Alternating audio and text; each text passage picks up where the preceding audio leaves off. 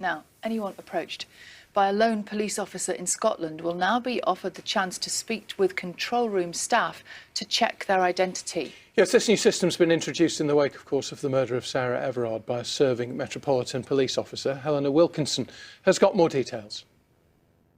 When Wayne Couzens kidnapped, raped and murdered Sarah Everard, he was a serving Metropolitan Police officer.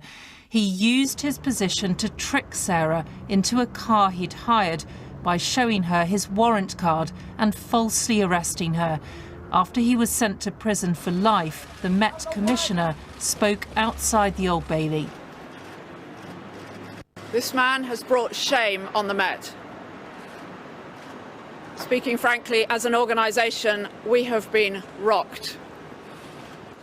I absolutely know that there are those who feel their trust in us is shaken. Police forces across the country are now looking at ways to reassure the public and restore trust. The Metropolitan Police said people stopped by a lone plainclothes officer should challenge their legitimacy, but many wonder why it should be up to the public to ask the questions. Police Scotland has now issued new advice for its force.